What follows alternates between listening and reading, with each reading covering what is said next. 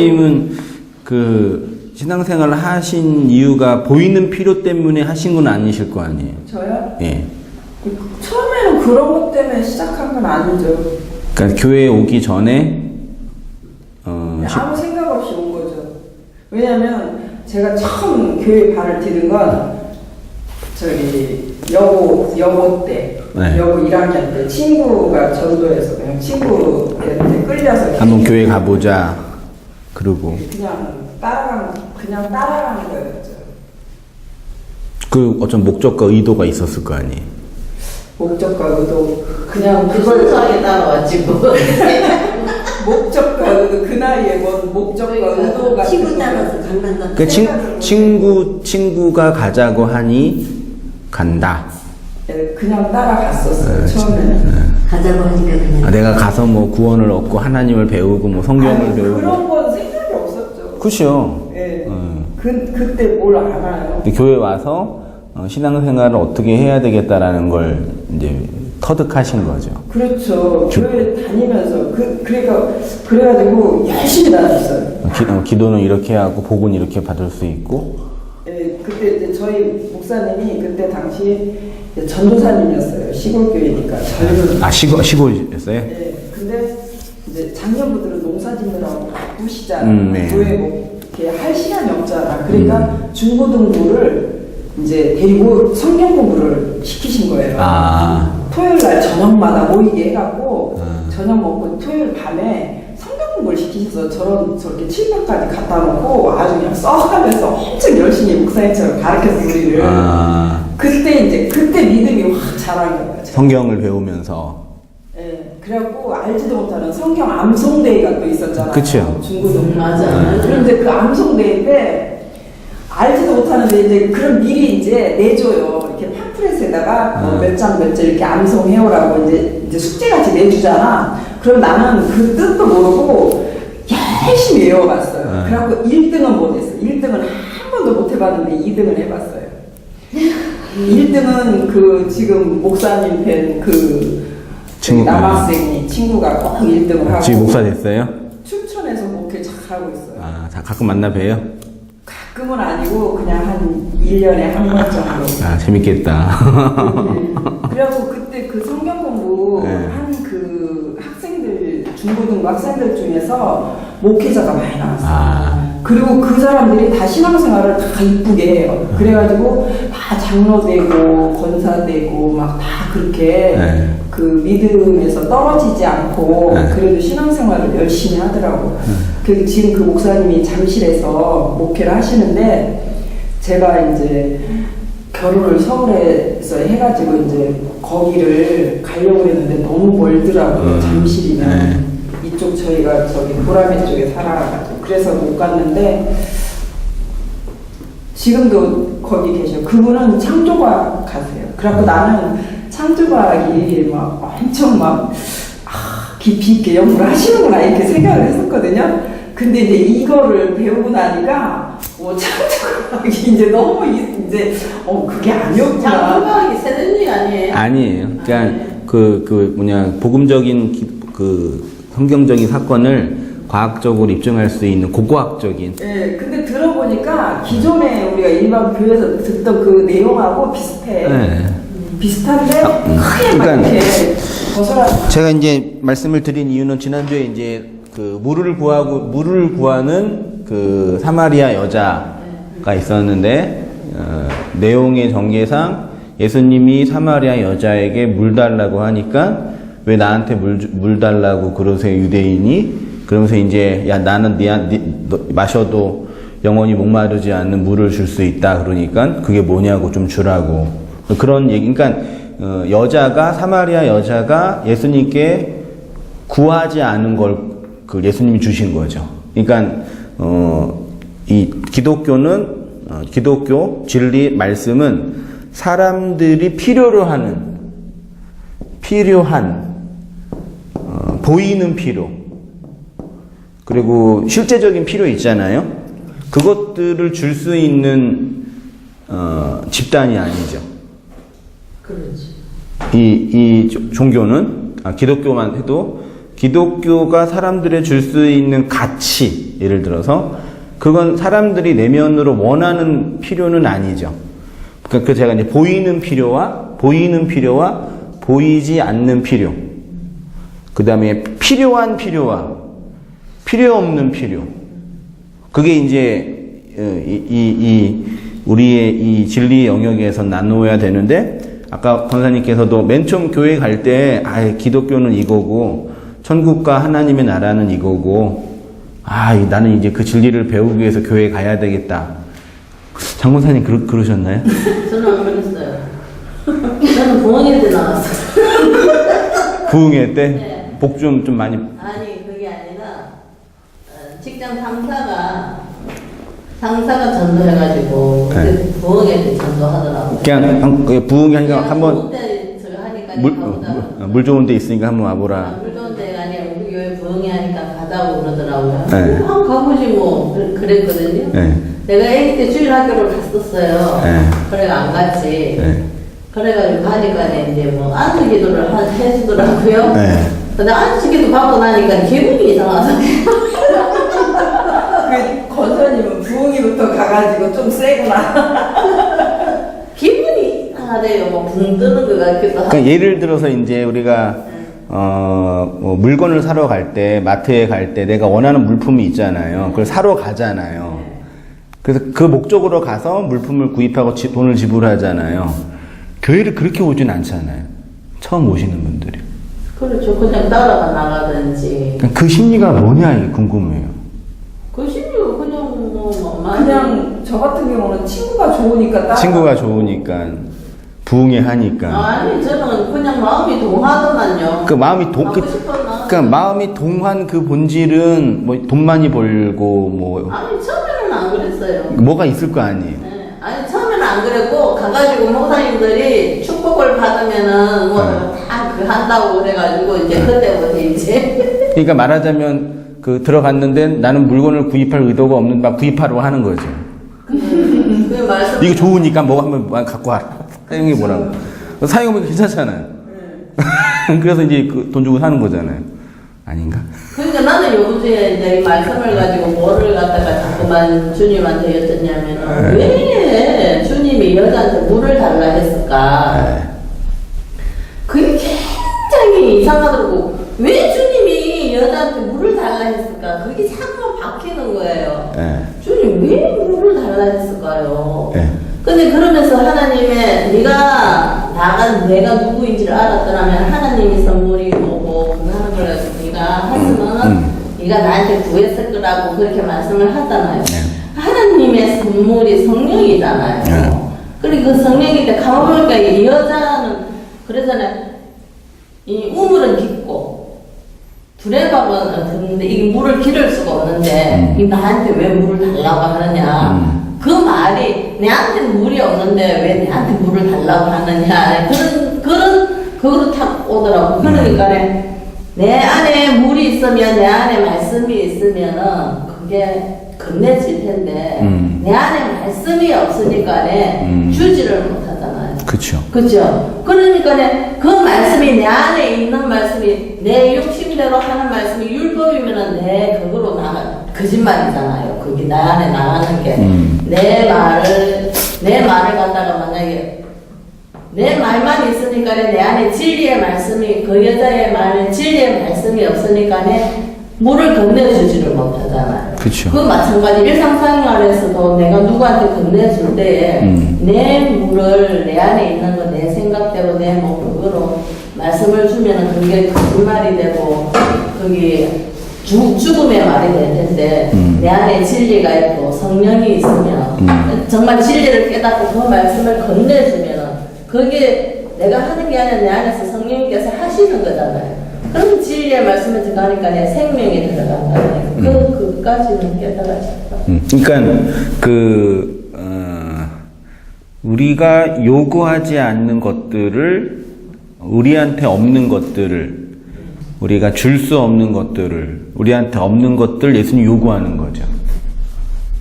그렇죠. 그거는 예수님이 준다는 의미겠죠.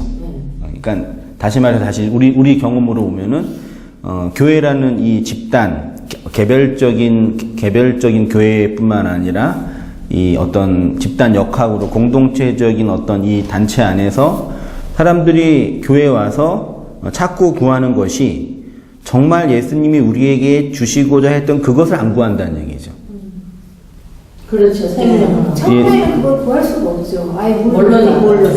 그러니까 그거를 교회 와서 배워야 되는데 교회에서 안 가르쳐주잖아. 교회에서 쓸데없는 걸 가르치는 그러니까 거예요. 시잘데기 없는 거라 하면 좀 그렇고 아니 그러니까네. 완전 쓸데없는 건 아닌데. 껍데기만 얘기하는 거죠. 근데 끊임없이 껍데기만 얘기해버리면 안 된다는 거죠. 그죠. 그러면 이제 그 이유는 뭐 그걸 얘기하는 목사가 그러니까 내용을 몰라서 그러냐? 모르니까 그런 거겠죠. 저도 모르는 거는 그런다고. 그러니까 그 안에 생명 레케베가 없으니까는 그 목사님들도 생명을 못 전해주고 자기 말을 전하는 거예요. 그러니까 성경에 있는 이야기, 예수님을 잘 믿어서 뭐 변한 이야기 이런 기타 등등의 이 종교적 내용들을 얘기할 수 있죠. 이것도 배우면 되는 거니까.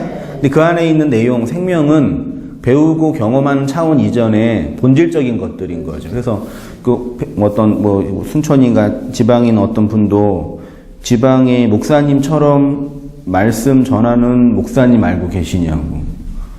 그러니까 어떤 말씀이시냐면 모든 대부분의 교회가 예배는 드리고 종교 활동을 하는데 성경을 어떻게 표현하셨더라? 성경을 낱낱이 가르치는 데는 없다.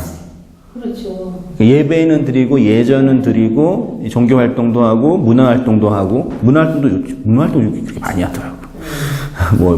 뭐 놀러도 다니고 하여튼 좋아요. 뭐 인간 사는 세상이. 근데 그걸 하는데 성경은 배우지 않는다. 맞아. 성경 공부 많이 하셨잖아요, 권사님. 저는 이제 성경 공부를 많이 한 거 예전 나가서 좀 한 거고요. 제가 다니는 교회에서는 성경 공부 이런 게 없었어요. 아, 그 파라처치에서나 결국 한 거 정도였다는 얘기 그것도 네, 그러면요. 근데 이제 그래서 제가 예전 달에 가서 배우면서 좀 많이 좋았어요. 근데 늘 이제 교회를 다니면서 성경을 좀 제대로 배우고 싶다 이런 마음이 항상 오더라고. 그렇죠. 그걸 배울 만한 곳이 없는 거예요. 교회에서 성경 공부한다고 잠깐 그 부목사님이 여기 신길에서 했었거든. 그랬는데 책 한 권 사다가 너무 나는 그걸 보고 실망을 한 거야. 책 한 권을 사다가 툭툭 주고서는 돈 10,000원인가 다 걷어 가잖아. 그래 얘기만 하고 해. 얘기만 하고 끝내는데 그게 무슨 성경 공부야? 네, 나 그 그거 안 해봤어. 성경 문자 안에 있는 그 의미가 있잖아요. 이제 그 의미를 안 그 의미를 이제 지난주 문맥으로는 물, 생명이라 그러고 결국은 이게 성령이고 그게 이제 예수고 진리고 뭐 그런 이 내용인 거죠. 문자 안에 있는 그거는 성경을 공부하는 차원 이상의 어떤 그 무엇인데 그건 교회 밖에서는 절대 모르죠. 그렇죠.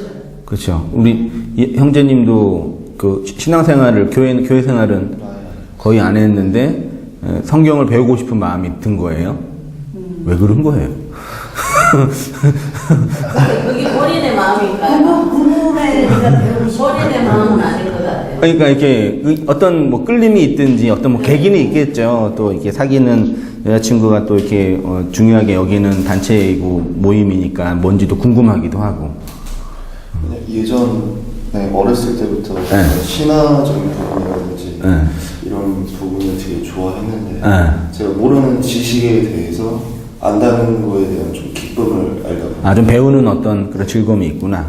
그때부터 좀 관심이 많아졌고 이렇게 전혀 교회 밖에서 교회가 뭔지 기독교가 뭔지 진리가 뭔지 모르고 그냥 교회 밖에서 개독교하는 사람들은 그냥 이렇게 교인들이나 목사들이 하고 있는 그런 잘못된 행태들을 보면서 비판하는 표현인 거지 실제로 그 내용 안에 있는 것을 알아서 하시는 분은 그러니까 목사는 비판하고 교회는 비판해도 예수님을 비판하는 사람 별로 없어요. 뭐 예수님, 개독교, 뭐 먹사, 이렇게 병신도 이렇게 얘기는 해도 예수 개새끼 이렇게 하는 사람은 없어요. 그러니까 이 어떤 예수님에 대한 어떤 이 로망이 모든 인류에게는 있는데 그 예수를 믿고 있고 예수를 소유하고 있다고 하는 집단들이 가지고 있는 신학적 행태나 삶의 윤리 도덕을 볼 때는 용납이 안 되는 거죠. 그런 부분에서 이제 교회 밖에서는 이 진리 밖에서는 율법 안에서는 자기가 뭘 필요하는지를 모르는 거죠. 근데 그것들 먼저 예수님께 받은 사람, 물을 받은 사람에는 우리에게 정말 필요한 게 뭔지 아는 거죠. 그래서 필요한 사람들에게 예를 들어서 교회 밖에서 마음이 너무 외롭고 마음이 우울하고 힘들어서 교회 올 수 있죠.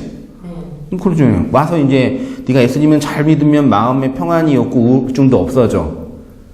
그렇게 얘기하면 되나요? 네? 전도할 때. 네? 전도할 때 그러잖아요. 그렇죠. 그 실제로 그러냐고요. 아니면 안 그렇죠. 안 그래요? 그랬어. 위로를 받. 위로를 받았어요. 그래요? 여기 형제분처럼 아무것도 몰라가지고 네. 교회 들어왔어요. 근데 있잖아, 나도 이제 지금 와서 그게 위로인 줄 알았는데, 네. 기도를 하다가 보면은 위로를 이제 하나님이 주실 때가 있거든요. 그러면은 그게 지금 와서 생각하니까, 그거는 내가 나를 위로한 것 같은 그런 느낌이. 그러니까 그러니까 위로 받을 수 있는데 그거는 이 진리라는 이 공동체에서 줄 수 있는 상품이냐? 아니죠, 상품. 아니 그러니까 그런 거 있잖아 목사님. 네. 아이들이 지금 애기 때부터 성장 과정이 필요할 때 먹는 음식이 다르듯이 네. 우리도 지금 애기랑 마찬가지네. 내가 어떻게 말씀을 건드릴 수 있어요. 네. 진짜 그 안에 필요한 것들을 하나님이 채워주시는 거 같아요. 그러니까 단계는 그 단계로 교회가 줄 수 있는 상품이냐 이 얘기죠. 난 교회가 줄 수 있는 상품이 아니라 하나님이 주시는 그 선물이라고 생각해요. 그러니까 교회 그냥 하나님이 우리에게 교회를 통해서 목사를 통해서 성경 강론을 통해서 마음의 위로나 심리적 평안을 주시냐. 근데 지금 정말 목사님들이 진리를 잘 가르친다면, 네. 그죠? 네. 진리를 가르친다면 듣는 우리는 그 진리 안에서 깨달을 수가 있다고요. 그럼 그 깨달음으로 해가지고 우리가 정말 하나님의 은혜로 인해가지고 위로를 받을 수가 있고, 그게 마음의 안정이 될 수 있고, 심리적 위로와 마음의 평 얻을 수 있어요. 그럼 너무 이제 환경이 어렵고 막 부도의 위기, 경제적 위협 속에 있는데 어떤 분이 교회 와서 기도하니까 그런 사업의 어려움들도 극복이 되고 부도도 해결이 되고 사업이 잘 됐다. 너도 한번 신앙생활 해봐라. 전도 방법이잖아요. 그럼 그 와서 교회 생활, 신앙생활 하는데 그럼 그거는 하나님이 진리를 통해서 우리에게 줄 수 있는 상품이냐? 진리를 통해서 있는 상품은 아니죠, 그게. 그건 좀 어렵나요? 헷갈려요. 결론을 해주세요. 참 그게 힘들어요. 제가 이제 자꾸 고민하고 있는 게 그 전통 우리 기존 소위 말해 우리가 이제 표현한 기존 교회에서 만들어 놓은 그런 이 종교적 이 틀이 이제 잘못된 것들에 대해서 비판하고 있는데 그 잘못된 것과 사람들이 원하는 가치들 이런 것들이 뭔지 이제 고민하고 아파하고 있는 차원이 그게 다 우리 인생 전체를 하나님이 다루시고 인도하시니까 필요할 때 뭐 돈도 주시고 마음의 평안도 주시겠죠. 그렇죠. 안 주시겠어요? 하나님이신데. 근데 이게 교회라는 이 종교와 이 기독교가 정말 이 건네주는 어떤 본질적인 상품이냐 상품이라면 그렇지만 그 진리의 내용이냐. 예수님이 사마리아 여자에게 진짜 져야 할 필요는 사마리아 여자는 남편 5이 있었고 혼혈적으로 태어나서 유대인들한테 개돼지 취급받으면서 사회적 약자나 고통받는 여인이었잖아요. 근데 사마리아 여자는 주님을 만났잖아요. 네. 예, 주님을 만났기 때문에 주님이 그 진리를 전해줬잖아요. 그러니까 사마리아 여자의 현실적인 필요는 물은 아니죠. 예수님이 건네주는 물. 현실적인 그게 물이죠. 물 기르러 왔으니까. 그러니까 좀 영적으로 해석을 하면, 그러니까 물리적인 현실, 우리의 현실은 아니죠. 그러니까 사마리아 여자는 행복하려면 말하자면 자기를 사랑해주는 좋은 남편을 얻어야 되고 경제적으로 안정을 취해야 되고 이 종교적인 이 혈통적인 비판에서 위로를 얻어야 되고 그런 걸 얻으면 사마리아 여자는 행복할 거 아니에요. 이해되시나요? 현실에서는 네. 그럼 그 예수님이 그거를 채워주시면은 이게 짱이잖아요. 그렇죠. 모든 인간의 욕망이잖아요. 그렇죠. 근데 예수님은 그거에 관심이 없다는 얘기죠. 그렇죠. 무슨 말씀인지 아시겠어요? 네. 그러면 이 진리의 영역에서 우리가 이 말씀을 배우고 함께 나누고 기도하고 고민하고 있는 것은 사마리아 여자의 현실적인 그 필요들을 달라고 구하는 건 아니잖아요. 아니죠. 이제는 아니죠. 네. 그러니까 그거는 이 진리가 본질적으로 이 하나님이 우리에게 정말 주시거나 그 본질은 아닌 거죠. 그 사마리아 여자가. 그는 받을 수도 있고 못 받을 수도 있고 잃어버릴 수도 있고 할 수도 있는 거죠. 그게 없다고 은혜를 받지 못한 사람이고 하나님께 저주받은 사람이라고 생각하면 안 되는 거죠. 그렇죠. 맞잖아요. 네. 그렇게 보지 않은데. 여기도 반론이 이렇게 나오시잖아. 네, 왜냐면 사마리아 여자가 그 밖에 나가서 물을 빌리러 온 목적이 네. 자기가 지금 현실적인 문제를 해결하기 위해서가 아니라 그게 영적으로 보면은 자기가 그 물을 빌리러 오는 것은 지금 내적인 그 예수님이 안 계셨기 때문에 밖에서 자꾸 충족을 시켜야 된다라고 생각 때문에 뭐 교회를 가건 집회를 가건 저기 부흥회를 가건 저기 기타등. 네. 그런 데서 가서 물을 먹는다는 생각을 갖고 있다고 생각하거든요. 저의 옛날의 모습처럼. 근데 예수님 딱 나가서 그 물은 밖에서 오는 물은 항상 떨어지지만 생수이신 주님이 네 안에 오면은 이게 목마르지 않을 거다. 이렇게 그쵸. 가르쳐 주시는 표현을 제가 옛날에 봐서 굉장히 은혜를 받았거든요. 그거는 이제 본질적인 걸 주는 거죠. 그러니까 그게 그러니까 그 여자가 본질적인 것을 몰랐기 때문에 그렇게 헤매게 다닌 것을 네. 그걸 통해서 주님이 진짜의 본 것을 주신다. 그치, 그런 본질적인 물을 주셨으면 현실적인 물은 주시냐? 현실적인 물은 그것도 따라온다고 저는 생각해요. 그 따라오는데 안 따라오는 사람이 많이 있잖아요. 그렇죠. 그러면 이제 고민이 되는 거예요. 그러면 나는 뭐냐? 나는 왜 못 받냐? 그게 화가 나는 거예요. 그러니까 안 준다는 얘기가 이해되시죠? 그러니까 받으면 기뻐요. 감사하고 그래서 감사가 넘치면 감사원도 많아지고 교회가 좋겠죠. 근데 우리 주위에는 안 되는 사람이 너무 많단 말이에요. 그분들은 그러면 저주받은 거예요. 그러니까 이제 뭘 말씀드리면 그러니까 그놈의 때 진짜 죽겠어 진짜. 네 기도가 부족해. 진짜 아우 씨. 그랬잖아요. 그러니까요 화가 나. 아니 주님의 때가 안 됐다고? 아니 그때가 내가 못 받을 때가 안 된다고 그러지. 기도 그게 안 이루어지잖아. 그러니까 이제 뭐 우리가 현실적인 뭐 돈, 권력, 관계를 얻는다고 해서 나쁜 게 아닙니다. 그게 뭐 그게 있는 게 나쁜 게 아닌데 이제 문제는 여기 긍정적인 어떤 걸 주님이 주시면은 이걸 갖고 있잖아요. 이 반대 북구가 있잖아요. 부정적인 게. 이게 나한테 주어지면 이걸 못 받는 게 되잖아요. 그게 문제라. 이걸 받는 게 나쁜 게 아니라 요걸 못 받으면 요게 주어지면 저주가 주어지면 복이 없는 꼴이 되는 거죠. 그러면 그 사람은 복을 못 받았으니 그게 저주다라고 평가가 들어가는 거죠. 아니 그거는 빈부 차이지. 그러니까 이렇게 해석하면 끝나요. 네. 근데 이제 차이지. 아니 그건 권사님 생각이지. 나 교회에서 저기 권사님들이 그 전도사님 돌아가셨잖아. 모르는 그 암으로 투병하는 모르는 줄 알아? 그 저 성경 공부 그 구역자들 성경 공부하는데 와가지고 그 사람들 많은 데서 전도사가 뭔 죄를 졌길래 암이 걸렸어. 딱 이렇게 나와요. 그게 우리 그랬어. 뭐가 힘들고 어려우면은 하나님 믿는 사람 믿는 거예요. 굳이 하나님 믿는 사람이 그러는 근데 사람 많은 데서 그게 우리의 보편적으로 이렇게 갖고 있는 뭐 권사님이 아니 그동안 많이 인생을 살면서 정리가 되셨는데 여전히 이제 많은 우리 이 대중들은 그 틀 벗어나지 못해요. 맞아요.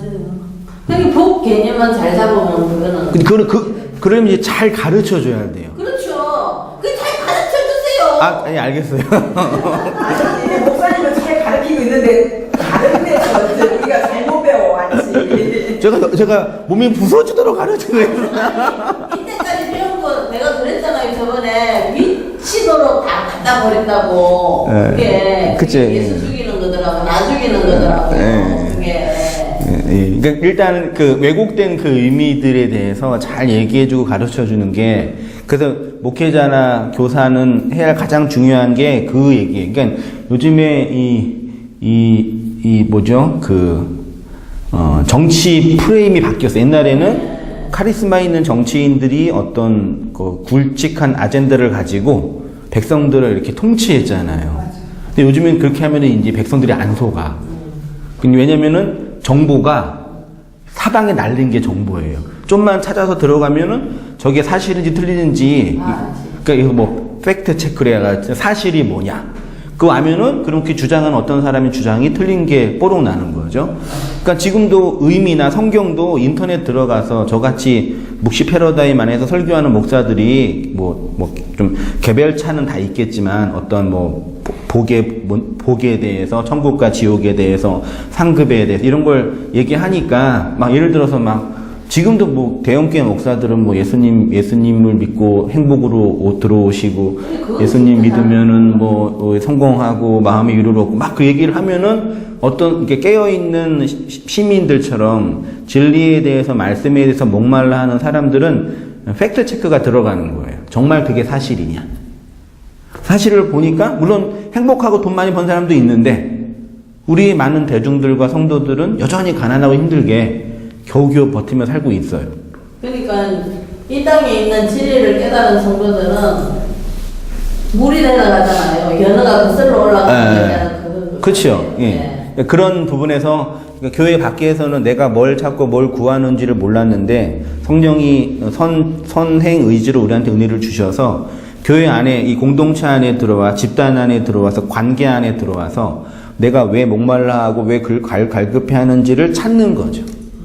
그러려고 이 공동체나 관계와 모임이 있는 거죠. 괜히 영업하는 것처럼 이게 삐끼하는 것처럼 이 집단에 헌신하라고 하면은 이제 안 되죠. 그런 면에서 되게 이제 우리한테 보이는 필요와 보이지 않는 필요. 그러니까 교회는 그런 의미에서 우리 개별적인 성도들 자신의 교회니까 그런 의미에서 이 시대의 사람들이 나를 비롯해서 사람들이 겉으로 드러나지 않는 필요에 대해서 얘기해 주는 사람이어야 되는 거죠. 네, 그런 의미에서 현실적인 필요는 그 정도까지 하시면 다 비슷해요. 그런 의미에서는요. 그렇게 하고요. 오늘은 다락방 설교 12번째로요. 제목을 아버지와 12번째. 네. 나는 11번째 11강이네. 이것도 11강이에요. 여기 난 12강. 두 번이네. 12강. 갑자기 막 뒷골이 땡기네. 잘못 뽑았나? 깜짝이야. 잘못 뽑았나 보다. 다행히 여기 있네요. 난 12강이에요. 딴 분보다 11강이에요? 네. 여기도 그럼 12강이네. 12강이에요. 제가 두 번 뽑았는데, 아유, 깜짝이야. 그럼 이건 프로 목사님 들으시죠. 네. 12강. 왜 있어요? 11강은 주시든지요, 가지고 가시든지. 12강입니다. 네. 아버지와 아들 안에서 복음의 사귐과 진리의 누림이 있죠. 요한복음 14장 21절부터 31절까지 좀 길지만 같이 성경 이렇게 공부하시고 성경 텍스트를 성경 본문 자체를 읽고 공부하는 게 필요해요. 제가 그런 작업도 해야 되는데 설교나 강론이 좀 집중하다 보니까 성경 책 자체를 이렇게 좀 보는 게 좀 성도님들이 강의를 듣고 설교를 듣다 보면 점점점 성경을 안 읽으시려고 하는 요것만 보니까 그런 면이 있거든요. 네, 그래서 물론 충실히 찾아가서 본문 자체를 보는 것도 중요한데 시간이 안 되시면 그렇게 하면 되는데 이제 성경 전체에 대한 이해가 충분히 된 상태에서 안 그러시면 비전으로 다 봐야 돼요. 그러면 더 이해하기가 해석하다 수월하다는 얘기죠. 개인적인 표현이고요. 21절부터 31절 좀 길지만 같이 한번 읽어보겠습니다. 시작. 나의 계명을 지키는 자라야 나를 사랑하는 자니 나를 사랑하는 자는 내 아버지께 사랑을 받을 것이요 나도 그를 사랑하여 그에게 나를 가롯 아닌 유다가 이르되 주여 어찌하여 자기를 우리에게는 나타내시고 세상에게는 아니하려 하시네. 대답하여 이르시되 사람이 나를 사랑하면 내 말을 지키리니 내 아버지께서 그를 사랑하실 것이요 우리가 그에게 가서 거처를 그와 함께 하리라. 나를 사랑하지 아니하는 자는 내 말을 지키지 아니하리니 너희가 듣는 말은 내 말이 아니요 나를 보내신 아버지의 말씀이니라. 내가 아직 너희와 함께 있어 이 말을 너희에게 하였거니와 보혜사 곧 하나님께서 내 이름으로 보내실 성령 그가 너희에게 모든 것을 가르치고 내가 너희에게 말한 모든 것을 생각나게 하리라. 평안을 너에게 끼치노니 나의 평안을 너에게 주노라. 내가 너에게 주는 것은 세상이 주는 것 같이 아니하리라. 너희는 마음에 근심하지도 말고 두려워하지도 말라. 내가 갔다가 너희에게로 온다는 말을 너희가 들었나니 나를 사랑하였더면 내가 아버지께로 감을 기뻐하였으리라. 아버지는 나보다 크심이니이다. 이제 일이 일어나기 전에 너희에게 말한 것은 일이 일어날 때 너희로 믿게 하려 함이라. 이후에는 내가 너희와 말을 하지 아니하리니 이 세상에 임금이 오겠음이라. 그러나 그는 내게 관계할 것이 없으니 오직 내가 아버지를 사랑하는 것과 아버지께서 명하신 대로 행하는 것을 세상이 알게 하려 함이로라. 일어나 여기를 떠나자 하시니라. 아멘. 그 목회의 패러다임적인 측면에서 교회 옛날 신학교에서는 교회 성장학적인 측면에서 우리 교회의 전도 외연의 확장인 측면에서 그러니까 옛날 그 민주정부가 들어서기 전까지는 국책 사업을 국가가 주도해서 이렇게 해서 이제 사람들 끌어모았고 교회도 그렇게 움직였어요. 그러니까 말하자면 카리스마 있는 목회자. 그래서 목사들한테 목회 지망생들한테 목회를 하기 전에 반드시 카리스마를 경험해야 돼요. 성령을 경험하고 어떤 이 다른 사람들을 이렇게 주도할 수 있는 어떤 그게 있어야지 사람들이 오잖아요. 그 대부분 다 성공한 목사님들은 뭐 기도든 말씀이든 정치든 혹은 뭐 인간관계든 혹은 제자훈련이든 각자 나름대로의 그 카리스마를 가지고 대중들을 이렇게 이끈 거죠. 근데 요즘에는 그 목회 패러다임이 이제 바뀌고 있어요. 그러니까 성도 개별자들이 깨어있는 성도들, 진리와 말씀에 대해서 목말라 하는 분들, 성경 텍스트에 대해서 의문을 갖고 있는 분들, 인생 역사에 대해서 고민하는 분들, 열심히 살았는데 이거 아니야. 이거 있잖아요. 내가 노력했는데 그동안 들었던 내용과 틀려. 그러니까 충격이 심한 거예요. 그런 분들이 말하자면 도초에 깔려 있어요. 이거를 이제 마케팅이나 이 산업적인 측면에서는 이제 블루오션이라고 그러죠. 레드오션은 미장원도 레드오션이죠. 포화 상태잖아요. 그래서 웬만한 실력과 능력이 아닌 곳에는 이제 그래서 이제 뭐 단골 이렇게 해서 막 자기만의 독특한 그게 있어야지 영업이 되잖아요. 특별하게 실력이 있든지 가격에 경쟁력이 있든지 다 그러잖아요. 우리가요. 목회도 지금 그래서 목사들이 이렇게 목사 수급이 많이 있으면서 목사들이 이 레드 오션 속에서 버텨야 되니까 어떻게 해야 되겠어요? 스펙을 쌓아야 되니까 학위도 따고 미국으로도 가고 구라파라도 가고 제일 좋은 그 스펙은 아버지 스펙이겠죠. 세습 받으면 끝나니까 짱이지 그러면. 그건 거의 신의 아들이지 진짜. 진골 성골이지. 저는 뭐 육두품도 아니고 이거 완전히 이거는 그러는데 실제로 그러더라고요. 아무튼 현실이니까 뭐 그래서 각자 스펙을 만들어야 되니까 어떻게 해서든지 그런 뭐 박사라도 뭐라도 해서 이 교회라는 이 구조의 그 원선에서 담임 목사 청빙 받고 그렇게 가니까 뭐 그렇게 일을 하고 하니까 그런 건 자체는 전 나쁘다고 생각 안 해요. 근데 그러니까 이제 그 정말 공동체가 설명하고 증거해야 할 그 본질적인 말씀이 있잖아요. 그걸 여기 완전 싹 식어버리는 거예요.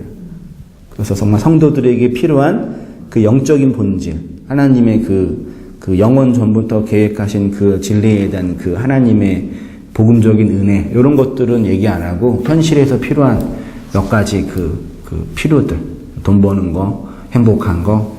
그러니까 기도 목사님들은 성도들을 진리를 가르쳐야 되는데 진리는 안 가르치고 저거 말하자면은 진짜 표적과 기사를 체험하게 하는 그렇죠. 네. 그래야만이 그 사람들을 다 이끌어갈 수 있는 그런 그게 그거더라고. 그래서 이제 그런 구조가 이제 점점 쇠퇴되고 있고요. 지금 이제 어떤 구조냐면 깨어있는 성도들이 일어나는 거예요. 근데 이제 문제는 그 속에서 이제 그런 율법적인 거, 기복적인 교회를 다니는데 말씀이 안 되니까 이제 교회를 안 다니게 되는 거죠. 그래서 그렇게 뭐 교회를 안 다니는 거 말 자체가 좀 웃긴 얘기지만 그렇게 이제 공동체 활동을 안 하는 거죠. 그러니까 이제 소위 말해 그런 성도를 이제 가난한 성도라고 하는 거죠. 혼자 혼밥 먹는 것처럼 혼자 밥 먹는 것처럼 인터넷에서 이렇게 설교 잘하는 사람 몇 개 설교 들으면서 하는데 또 그것도 되게 여러 가지 약점과 단점과 어려운 점이 너무 많아요. 일단 그런 걸 보면서 이렇게 온땅교회 이 구조는 뭐 한승희 목사의 개인적인 뭐 카리스마나 뭐 그런 거 있는 것도 없고, 솔직히 그 깨어있는 말씀을 사모하고 그 진리를 구하는 성도들을 향해 어떻게 이제 그 관계를 잘 만들어내서 세워낼까. 저는 맨 처음에 진짜 지금도 그러지만 이게 순수해요. 지금까지는. 우리도 순수해. 순진해요. 그래서 잃어보는 것도 많이 있었어요. 그래서 이제 그런데 목사라는 타이틀이 저는 이제 한성민 목사잖아요. 그러니까 성도들한테 가가지고 이렇게 말씀 나누면은 야, 이 목사님 되게 진리를 다 전한다 이런 것도 있지만 또 한편으로는 무슨 눈으로 쳐다봐요? 의심의 눈으로 또 영업하려고 그러나 또 이렇게 그 이해는 돼요. 충분히 그런 부분에서는. 그런 부분에서 오늘 말씀이 그 나눔과 사귐, 복음의 진리와 흘림 그런 부분에서 하는 측면이에요. 그래서 교회의 성장학적인 측면 이전에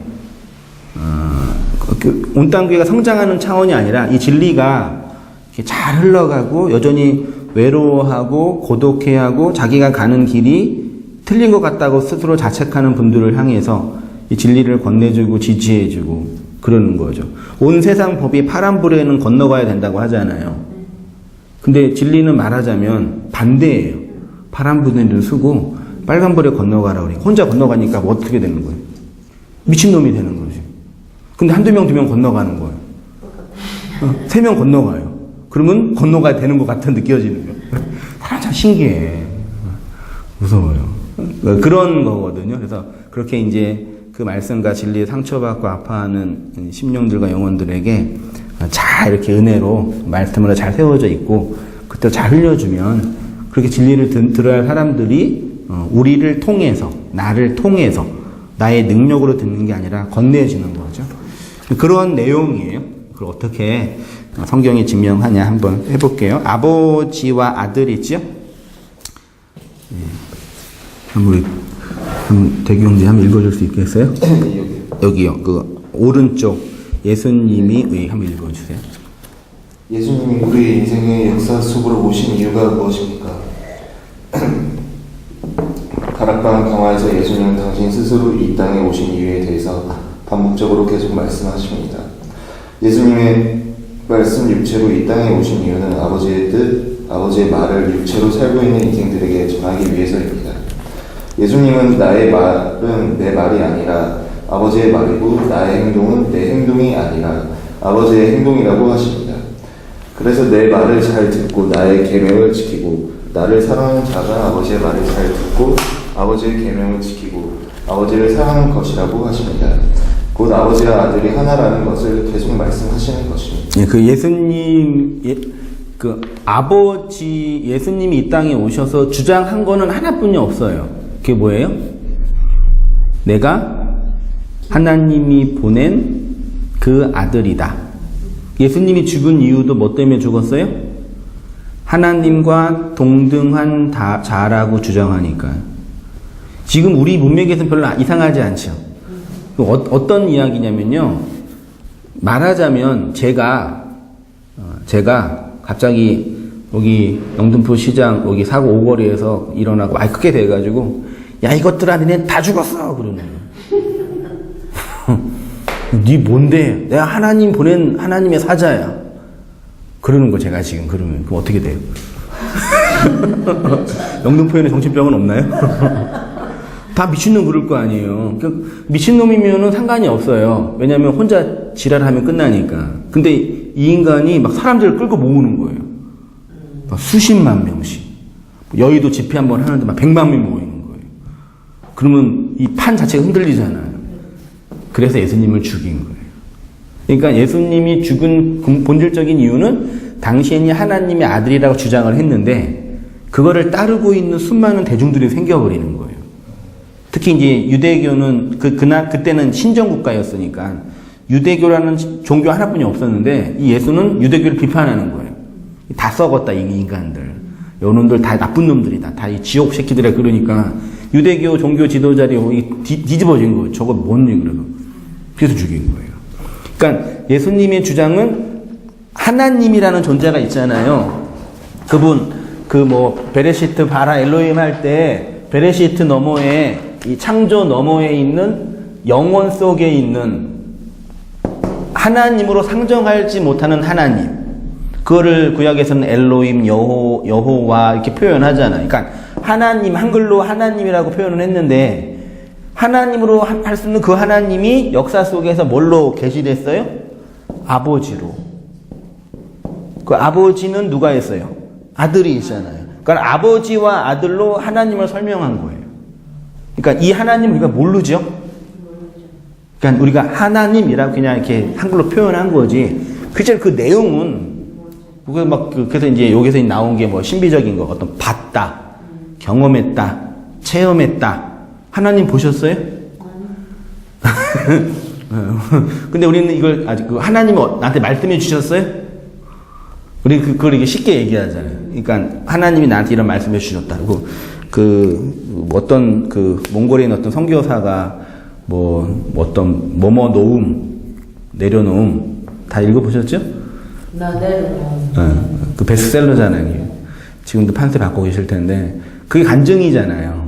몽골에 가가지고 하나님의 음성을 들으면서 이렇게 내가 변한 사건. 근데 그분이 이제 한국에 오셔서 여러 가지 이제 집회를 하시는데 예를 들어서 내가 말씀을 A라는 걸 전하려고 왔어요. 집회에. 근데 딱 강대상에 서니까 하나님께서 그 말씀을 하지 말고 다른 말을 전해라. 그러는 거예요. 강대상에 서가지고 내가 오늘 여러분에게 이런 말씀을 전하려고 준비하고 왔는데 오다가 우리 성령님께서 나한테 이 말씀을 전하지 말고 이런 말씀을 전하라고 하십니다. 그러면 되게 느낌이 어때요? 연통하지 마. 그러니까 그때 그걸 볼 때 진짜 성령님이 그분에게 특별하게 임해서 그 공동체에게 필요한 얘기를 정말 주셨냐? 가요? 어떻게 확인해야 돼요? 그러니까 자기가 느낀 거예요. 관계 속에서, 형편 속에서. 제가 설교 원고 이거 다락방 12강 가지고 이제 일주일 내내 설교, 성경 공부하거든요. 월요일 날 화수목금토일. 네, 화수목금토까지만 하죠. 한 6번, 7번 할 때도 있어요. 1대1로 할 때도 있고, 2대1로 할 때도 있고, 또 대여섯 명 할 때도 있는데, 원고는 하는데, 다 한번 들어보세요. 시간이 안 되시지만. 다 들어보시는 분들 가끔 계셔요. 어려운 분이 좀 무서워요, 제가 한 말을 까먹고 있는데 그분이 막 얘기를 해줘. 목사님 이렇게 얘기하셨잖아요. 그러니까. 그런 거 되게 무섭거든요. 근데 이게 다 달라요. 다른 건 그럼 성령님께서 나한테 특별하게 임해가지고 막 얘기를 다르게 하라 그랬을까? 가 아니라 말씀을 나누는 회중과 화자가 다른 거예요. 그러니까 달라지는 거예요. 그게 성령님이 역사한 거라고 말하기도 오케이 괜찮아요. 근데 현실은 말씀이 필요로 한 이렇게 얘기하면 되잖아요. 근데 이제 이거를 더 이렇게 깨깔나게 하려고 포장지를 예쁘게 만든 거죠. 성령이라는 포장지를, 하나님이라는 포장지를, 나는 하나님께서 부르면 특별한 종이다는 그걸로 포장을 해서 성도 말씀 듣는 사람들로 하여금 이건 신적인 어떤 가치가 있는 어떤 권위다 그러는 거예요. 그러니까 그게 문제죠. 그러니까 이 하나님을 내가 스스로에게 만들어 놓은. 그러니까 우리가 기도하다가 느끼고 역사를 살면서 깨닫고 또 반성하고 후회하고 그러면서 돌아가는 거, 성장해 가는 거잖아요. 그게 성령님이 말씀을 통해서 우리를 인도하시는 거예요. 그렇게 하면 되지. 어저께 기도하다가 오늘 주님께서 이런 말씀을 나한테 했다고 하는 죄송한 말씀인데 하나님이 나한테 말씀해 주셨다라는 그 말을 가장 많이 하는 데가 어디예요? 정신병원이에요. 하나님이 나한테 이렇게 말씀해 주셨다. 이런 표현을 자주 하는 데가. 우리가 큐티 하다가, 말씀을 읽다가, 설교를 듣다가, 관계를 맺다가, 대화를 하다가, 그 어떤 인사이트, 경험, 체험이 있죠. 내가 생각한 거예요. 내가 그동안 들었던 말씀들, 혹은 경험했던 것들 종합되는 거죠. 그게 이제 새로운 지평이 열리는 거죠. 그러니까 신자의 영적인 변화는 우리가 도덕적으로, 인격적으로 변하는 게 아니라 그 전에 보지 못했던 세계가 보이는 거예요. 이전에 깨닫지 못했던 거 있죠. 이전에 정말 감각하지 못하고 이해하지 못했던 거 있죠. 그게 싹 보이는 거예요. 그게 영적인 성장이에요. 그래서 많이 잘 보여야지, 정확하게 봐야지 그것들을 정확하게 판단할 수 있잖아요. 그런 측면인데, 아무튼 이 하나님이 우리한테 당신을 아버지와 아들로 계시하신 거예요. 그래서 그 아들로 오신 분이 우리가 알고 있는 예수예요. 근데 예수님이 오셔서 나 아들이라 그러니까 이 미친놈 그러는 거예요. 근데 유대교 개념에서는 아들 개념이 없었어요. 유일신 사상이었으니까. 하나님은 유일하신 분이다라고 알고 있었는데, 그분이 아버지와 아들로, 물론 이제 성경 몇몇이 씨를 보낸다, 자손을 보낸다, 메시아를 보낸다는 계속 있었잖아요. 그게 뭔지를 몰랐던 거예요. 근데 어느 날 젊은이가 와가지고 예수, 내가 그 메시아고, 내가 그 씨고, 내가 그 아들이라 그러니까 정통 유대인들이, 하나님을 움켜쥐고 있었던 종교 지도자들이 이제 그 열받은 거죠. 그 예수님은 뭘 공격하러 오셨냐면은 유대교를 공격하러 오신 거예요. 유대교 안에서 유대교를, 지금 유대교 누가 믿어요? 유대인들만 믿어요. 기독교는 그 유대교에서 예수에 의해서 나온 거예요. 그리고 바울이 신학적으로 정립을 하고, 유대교 자체는 그런 틀이거든요. 그 이야기예요. 그래서 그런 이야기 쭉 하시면서 예수님의 의식 속에서는 어떤 욕망이 있었냐면, 난 하나님의 아들인데 왜 날 인정하지 않지? 이런 신의식이 있었던 거예요. 계속 주장했던 게 그거예요. 난 하나님의 아들이다. 난 하나님이 보내신 그 메신저다. 이거예요. 계속 그 얘기 한 거예요. 요한복음 5장 19절에도요. 한번 임비사님 읽어주세요. 그러므로 예수께서 그들에게 이르시되 내가 진실로 진실로 너희에게 이르노니 아들이 아버지께서 하시는 일을 보지 않고는 아무것도 스스로 할 수 없나니 아버지께서 행하시는 그것을 아들도 그와 같이 행하느니라. 이는 모든 사람으로 아버지를 공경하는 것 같이 아들을 공경하게 하려 함이라. 계속 밑에도 읽어주셔요. 아들을 공경하지 아니하는 자는 그를 보내신 아버지도 공경하지 아니하느니라. 내 아버지의 뜻은 아들을 보고 믿는 자마다 영생을 얻는 이것이니 마지막 날에 내가 이를 다시 살리리라 하시니라. 예수께서 이 말씀을 하시고 눈을 들어 하늘을 우러러 이르시되 아버지여 때가 이르렀사오니 아들을 영화롭게 하사 아들로 아버지를 영화롭게 하게 하옵소서. 예수님 스스로 요한복음 6장에서 내 아버지의 뜻은 아들을 보고 믿는 자에게 영생을 주시는 것이라고 하셨고요. 영생은 아버지의 뜻인데 그것은 아들을 통해 주어지는 것이고, 그래서 여기서 아들이 중요한 구원론적인 기능을 하는 거죠. 아들을 통해서만 아버지의 뜻이 이루어진다. 태초부터 있는 생명의 말씀에 관하여는 우리가 들은 바요, 눈으로 본 바요, 자세히 보고 우리의 손으로 만진 바라. 이 생명이 나타내신 바 된지라. 이 영원한 생명을 우리가 보았고 증언하여 너희에게 전하노니 이는 아버지와 함께 계시다가 우리에게 나타내신 바 된 이시니라. 우리가 보고 들은 바를 너희에게도 전함은 너희로 우리와 사귐이 있게 하려 함이니 우리의 사귐은 아버지와 그의 아들 예수 그리스도와 더불어 누림이라. 요한일서 1장은 분명히 아버지와 아들에 대해서 말하고요. 생명, 즉 영원한 생명을 보고 증언하였는데 그 내용이 바로 아버지와 함께 계시다가 우리에게 나타나신 바 된 아들이라 그러죠.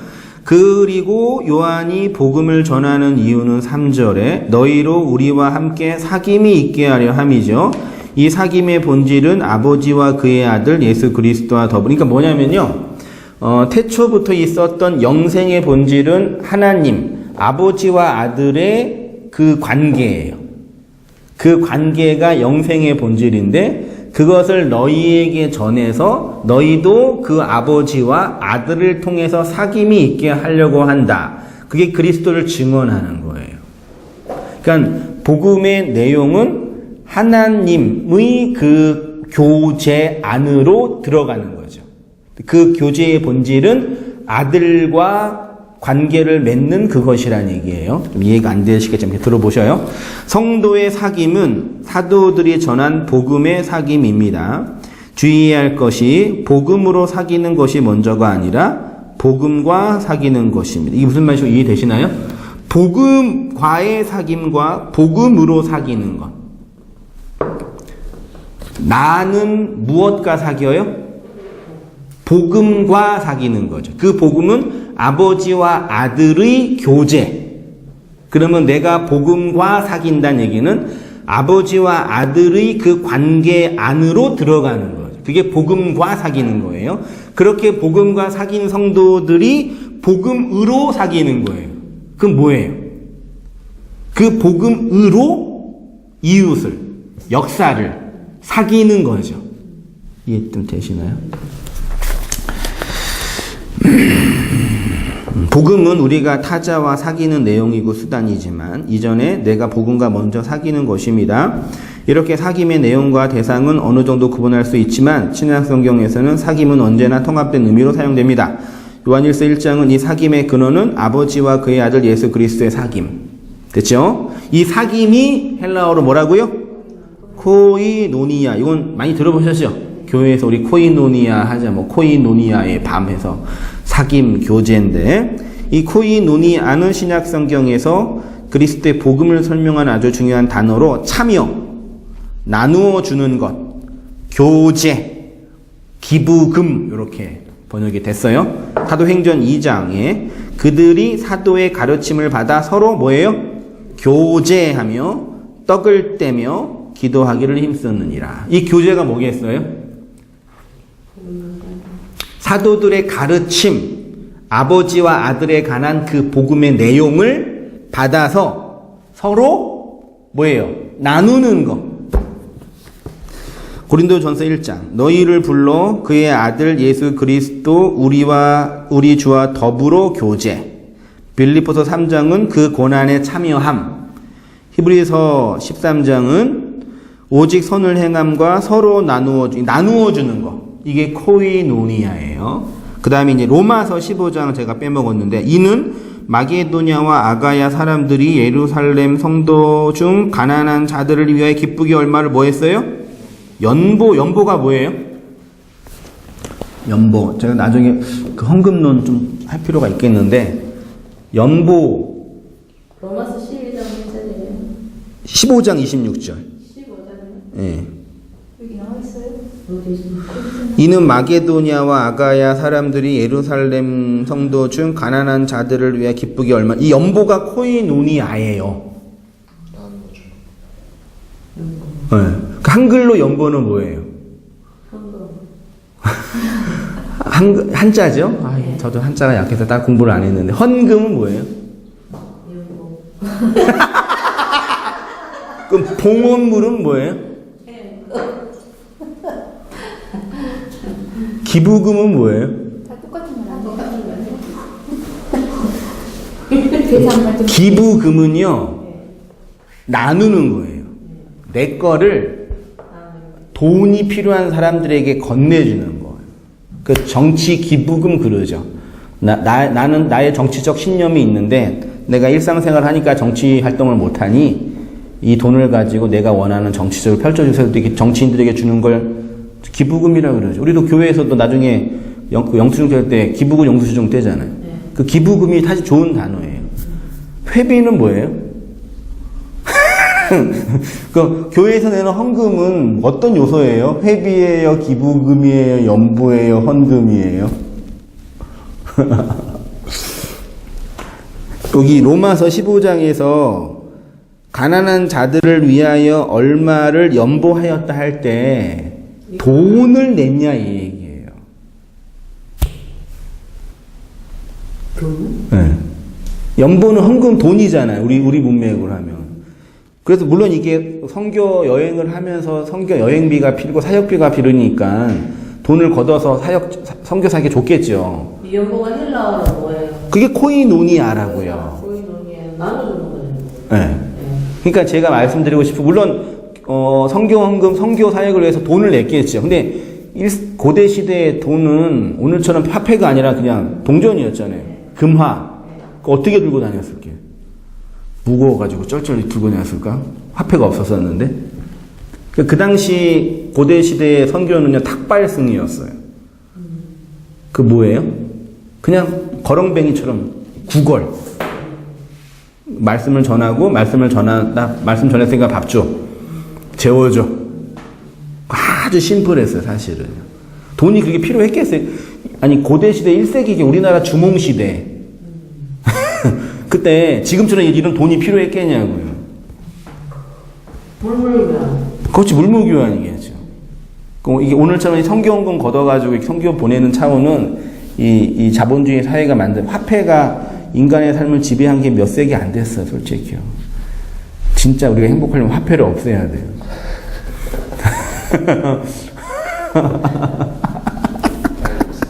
있는 분들은 좀 서운하시겠지만, 그 또한 땅도 없애야 돼요. 왜냐하면 구약에서 토지 개혁 자체는 토지는 교환이 안 돼요. 팔 수가 없었어요. 하나님 거니까. 그거는 이제 사실 말도 안 되는 그 유토피아고요. 요거는 우리가 여기서 뭐 회로 간 선교사님께 돈 벌어서 보낸다 이 차원이 아니라 그렇게 했겠죠. 이 말씀을 이렇게 가난한 자들이잖아요. 코이노니아 해준 거예요. 말씀을 나누는. 예. 자, 2페이지 오른쪽 위에요. 사귐과 나눔과 교제로서의 코이노니아. 사도행전 2장에서 성령 받은 초대교회 성도들이 사도들의 가르침을 받아 서로 교제할 때 그 교제의 내용은 곧 그리스도의 복음입니다. 로마서 15장이 말하는 연보는 단순히 돈이 아니라 돈으로서의 헌금이 아니라 그리스도의 진리를 함께 나누고 그 진리로 교제하고 소통하는 것을 내포하는 표현이다. 이렇게 교제와 나눔이란 뜻으로 사용된 코이노니아는 함께 먹고 마시는 것으로 설명됐어요. 그러니까 그 공동체에 진정한 나눔과 교제가 있는 증거는 뭐예요? 함께 먹고 마시는 거예요. 그래서 모든 종교 제의를 드릴 때 반드시 뭐예요? 제사를 드리고 제사에 먹는 걸 함께 먹잖아요. 그래서 나쁜 헌제자는 제사에는 관심이 없고 제밥에만 관심이 있다고 하는 걸 비난하잖아요. 그러니까 모든 종교에서 종교적 제의를 드릴 때는 반드시 먹는 게 있어요. 함께 먹고 마시면서 우리는 하나다. 우리는 한 배를 탔다. 그래서 심지어 뭐 아프리카 이런 데 선교 갈 때 이방인이 오면은 음식을 대접해요. 이렇게요. 그거 안 먹으면 어떻게 돼요? 죽여요. 무슨 뜻이냐면 너는 우리 공동체에 들어오기 싫지? 그 뜻이에요. 함께 그래서 처음 보는 음식이 막 벌레 그 원숭이 골 이런 거 줄 수 있잖아요. 그거 못 먹는 거예요. 근데 먹는 거는 내가 너희와 같은 마음이다라는 걸 이렇게 표현하는 거예요. 근데 이게 우리나라 그대로 있죠. 목사님 신방 갈 때 안 먹으면 큰일 나요. 그 목회를 잘하려면 위가 커야 돼요. 참 부목사 할 때 제일 고역이 뭐였냐면 내가 섬겼던 목사님 한 분 중에 위가 없어요. 위 절제를 하셔가지고 못 드시는데 그래서 야채 그런 걸 좋아해요. 그러니까 그래서 뭐 샤브샤브 야채 있잖아요. 그런 걸 되게 좋아하셔요. 그러니까 신방방 가면 그것만 다 주시는 거예요, 성도님들이. 여기 다녀서 먹는데 이제 힘들잖아요. 그 누굴 쳐다봐요? 그거 어떻게 해야 돼요? 먹어 드려야죠. 아주 그냥 고역이었어요. 그 담임 목사님 좋아하는 걸 먹을 수밖에 없는. 회사 회식도 옛날에 그거였잖아요. 회식도 우리가 하나가 된다. 그래서 먹고 이제 2차로 이제 술 마시고 해서 막 회법 풀고 한번 뒤집어져서 우리는 하나의 공동체다. 그 다음날 술 깨면 다 쌩까잖아요. 그게 다 우리가 종교적인 성향 안에서 살고 있다니까요, 사실은요. 그런데 그래서 먹는 거예요. 근데 그 먹는 걸 이제 초대교회 성도들도 이제 함께 먹고 마시는 걸로 표현한 거예요. 실로 이 세상의 보존과 발전은 나눔과 교제와 소통에 달려 있다고 말할 수 있습니다. 특별히 고대 시대부터 종교적 요소에서 이 코이노니아는 신비적 능력을 내적으로 받아들이는 상징적 의미로 함께 먹고 마시는 것으로 표현됐습니다. 제의적 관점에서 먹고 마시는 것을 통해서 신비적 능력을 신과의 합일이요 내적으로 받아들이는 것이라고 여겼습니다. 이러한 제의적 요소로 먹고 마시는 것은 진리를 설명하는 방식. 그래서 지금 카톨릭에서도 그 미사를 다 드리면요 반드시 사제가 떡이랑 요걸 줘요. 요거를 먹어야지만 미사가 끝나요. 그러니까 설교 시간에 졸았어도 끝날 때 그거 받고 가는 거예요. 그 개신교에 어떻게 나와 있어요? 설교 시간에 말씀 안 들어도 뭘 받고는 가야 돼요. 축도는 받고 가야 되잖아요.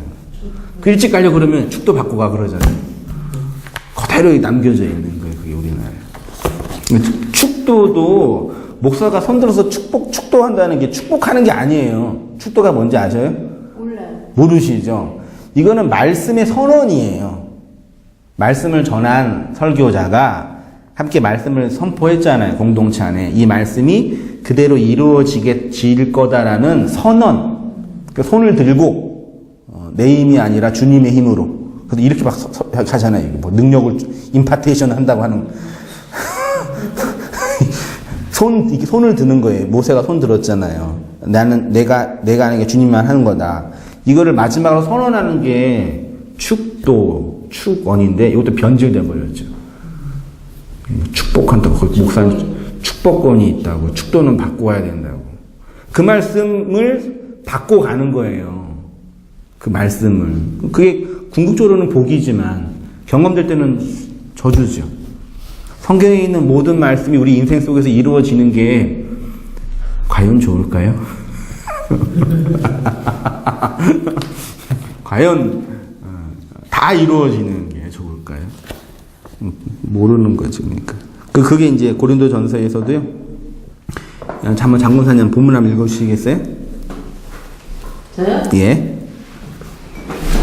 우리가 축복하는 바 축복에 사는 그리스도의 피에 참여함이 아니며 우리가 떼는 떡은 그리스도의 몸에 참여함이 아니냐. 떡이 하나여 많은 우리가 한 몸이니 이는 우리가 다 한 떡에 참여합니다. 육신을 따라 난 이스라엘이지만 제 몸을 먹는 자들이 제자에 참여하는 자들이 아니냐. 무릇 이방인이 제사하는 것은 귀신에게 하는 것이요 하나님께 제사하는 것이 아니니 나는 너희가 귀신과 교제하는 자가 되기를 원하지 아니하노라. 너희가 주의 잔과 귀신의 잔을 겸하여 마시지 못하고 주의 신탁과 귀신의 신탁을 겸하여 참여하지 못하리라. 예. 함께 먹고 마시는 이 참여하다가 코이노니아예요. 그러니까 오늘날로 말하면 말씀이에요. 어떤 말씀을 듣냐. 그러니까 온땅 교회가 뭐 해외에 있던 노원에 있던 영등포에 있던 저기에 있던 공통점은 하나의 말로 일치는 바요. 이해되시나요? 그 한 말, 동일한 내용으로 일치를 해요. 그게 함께 참여하는 거예요, 복음으로. 됐죠? 고 6장 14절. 너희는 믿지 않는 자와 멍에를 함께 매지 말라. 의와 불법이 어찌 함께하며 빛과 어둠이 어찌 사귀며. 여기 믿지 않은 자와 멍에를 함께 매다는 건 믿지 않는 사람과 결혼하면 안 된다. 그 뜻이 아니에요. 아니에요. 이거는 나중에 뒤에 볼게요. 한번 읽어보시고요. 3페이지로 갈게요. 나머지는 보세요. 계시록 3장 20절이요. 볼지어다 내가 문 밖에 서서 두드리노니 누구든지 내 음성을 듣고 문을 열면 내가 그에게로 들어가 그와 더불어 먹고 그는 나로 더불어 뭐예요? 서로 먹고 먹히는 그 관계예요. 이게 그리스도와의 연합, 하나됨이에요. 성경은 이렇게 하나님과 연합, 영생을 얻는 것을 함께 먹고 마시는 것으로 표현합니다. 그리스도의 피에 참여하고 그리스도의 살에 참여하고 그리스도의 몸을 떡으로 먹는다는 것은 줄쳐보세요. 그리스도의 가르침을 배우고 나누고 교제하는 것. 우리가 함께 뭐하고 있어요? 먹고 있는 거예요. 그리스도의 그 말을.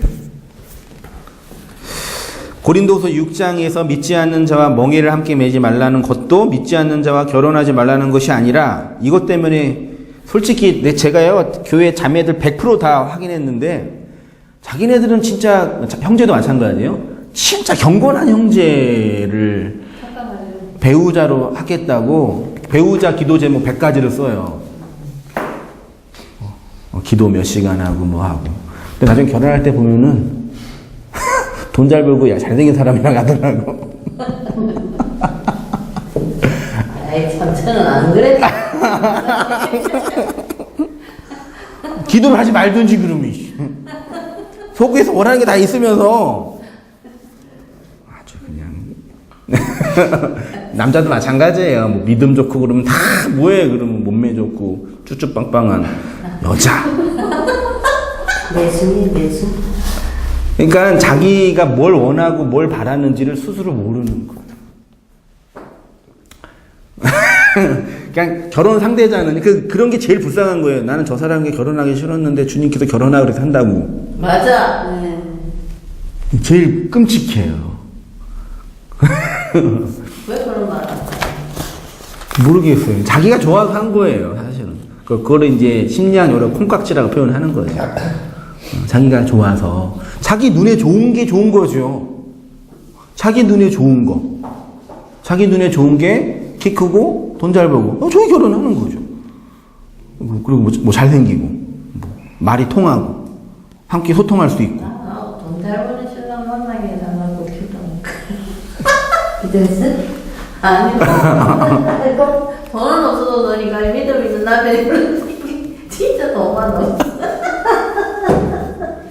그러니까 권사님은 일찍 예수를 믿어서 그런 기도를 했네. 했다 생각에 말도 잘 보내. 그러니까 신앙과 돈을 대조하면 안 돼요. 네. 믿음이 좋으면 돈을 못 벌어요?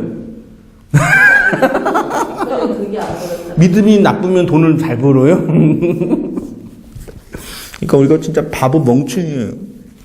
자기 욕망을 따라 살아가는 그 바보 멍충이들이에요.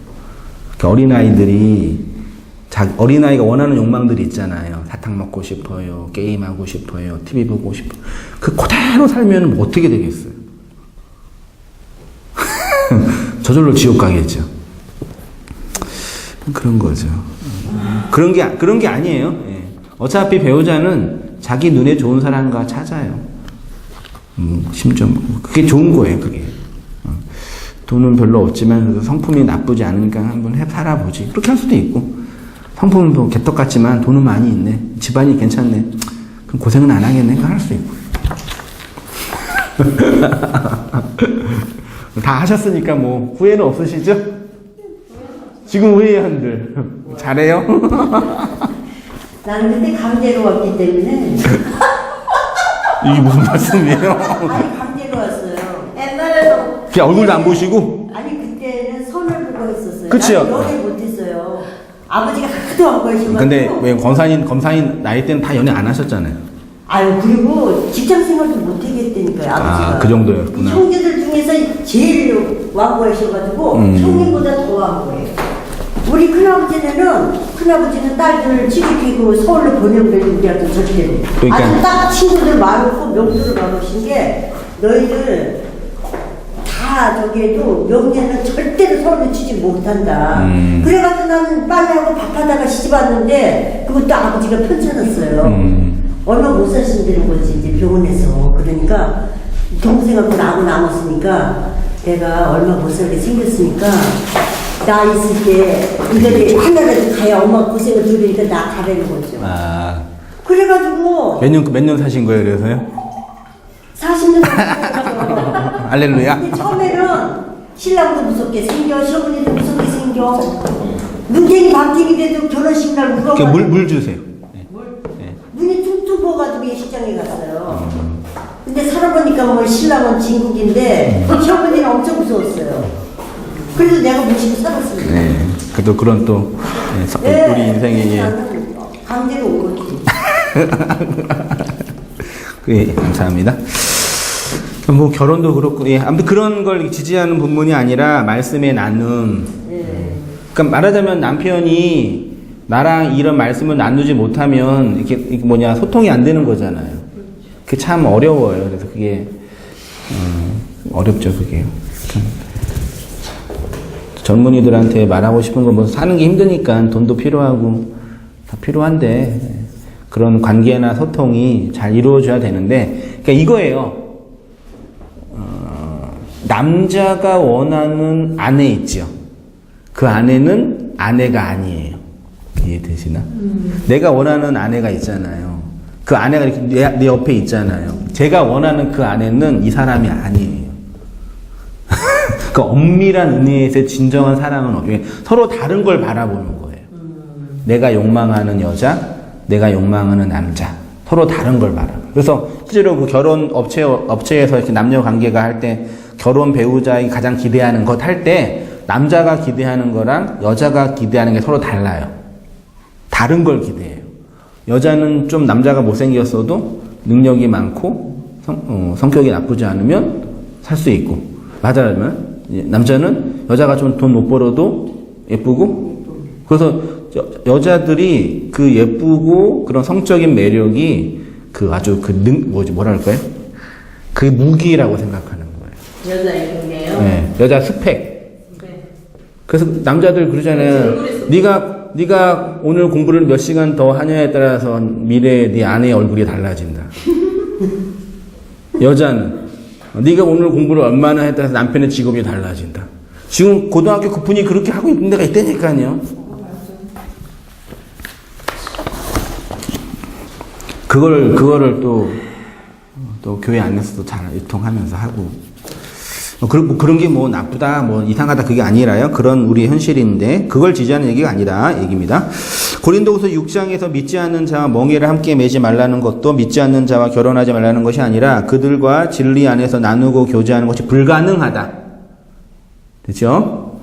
그게 제일 우리 자매님들의 가장 간절한 기도 제목이시잖아요. 선악과 묵은 아담 군상들의 길에서 나와 진리의 길로 가는 성도가 그리스도와 함께 멍에를 맨 것인데 어떻게 이 멍에를 벗고 다른 길로 갈 수 있겠습니까? 이렇게 함께 먹고 마시는 것 안에는 제의적 요소가 담겨져 있고요. 이러한 종교적 요소로서의 먹고 마시는 것을 관계로 설명하는 게 코이노니아입니다. 신약 성경에서 코이노니아는 성령 강림을 통해서 그리스도의 영을 받은 성도가 서로 배우며 나누고 교제하는 영적 소통. 오늘날 지금 우리 새로운 정부가 소통을 열심히 하려고 쇼를 하든지 실제로 그런지 아무튼 하잖아요. 지금 21세기 새로운 어떤 관계의 아젠다예요, 진짜. 가정, 국가, 교회, 진짜 소통이. 근데 교회가 가장 뒤져 있어요. 막 교회 계급을 만들어 놓고 자기네끼리 모여서 건사회에는 집사 못 들어가고. 건사는 건사끼리 하급이라 급 낮다고 쳐주지도 않고, 다른 교회에서 있다가 와서 협동건사 되면은 배달은 형제처럼 돼야 하고.